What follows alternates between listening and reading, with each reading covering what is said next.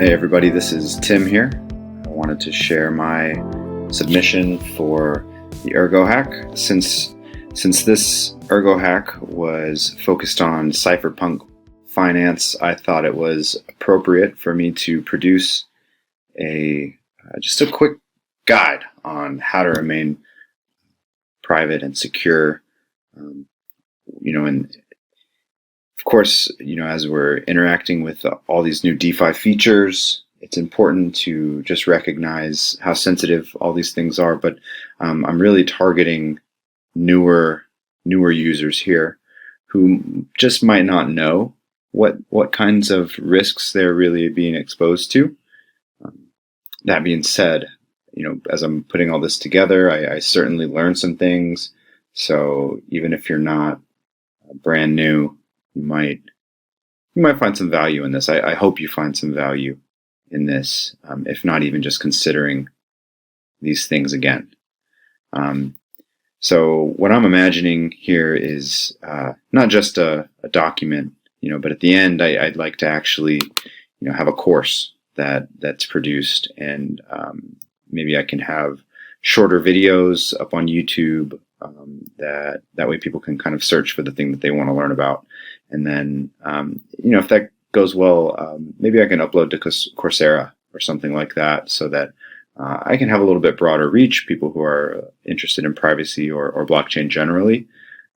And of course, everything's going to be free. All this information is already available. And, just shout out, all of this information just was available. So, just digging around the Ergonaut websites, there's some great videos and things that everyone's put together, and I'm just kind of putting it in one place. So I broke this down into just a couple of buckets here. First is just general privacy practices, right? So this is for anybody who just uses the internet, not necessarily crypto. And next was more blockchain specific.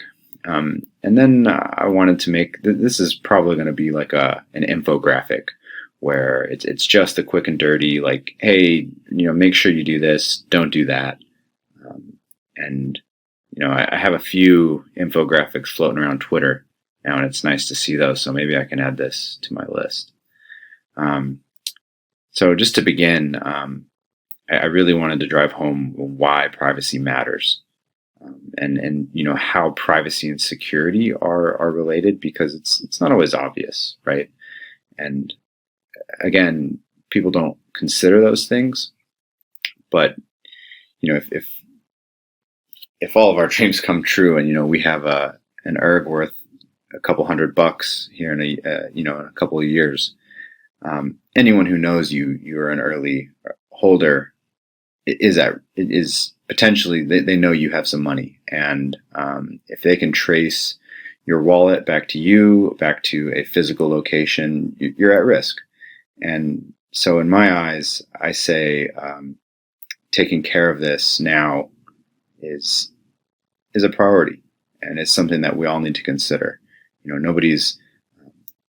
Hopefully nobody is using this for nefarious purposes. We can do that with cash if you want, but the idea here is to protect new people and to protect their funds and their families. So I really just start off simple. I get into the facts about how easy it is to brute force a password, and what it takes to make a secure one. How easy it is to enable two-factor authentication. Talk about multi-sig wallets, right, that are coming in, and physical keys that make things extra safe for you. And then just what does it mean to protect your machine, and just auto update. Get the most recent secure version of your software. How to think about online communication and encrypted messaging, and just being careful about your publicly identifiable, personally identifiable information. Some of these things we're sloppy because we don't realize it. And a lot of this is really simple to do. I say this is maybe a little bit more advanced, but it's really not. just how do you set up a VPN? How do you use a Tor browser? These are the steps. These are the links you need. It's super easy. Anybody can take these steps, really. Then I get into privacy on the blockchain, talking about just how important it is to protect your seed phrase. In crypto, self-custody means that you are in charge of your funds and protecting your funds. So if you don't protect your seed phrase, you're not protecting your funds.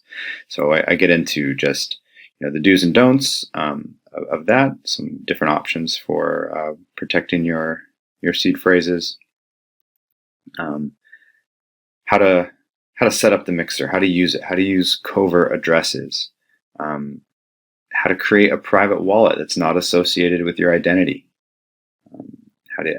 how to use a cold wallet, how to set up a hardware wallet, sending and receiving funds in ways that don't compromise your identity or just make any of these silly mistakes that could compromise your identity, your physical location, anything that's going to put you or your funds at risk.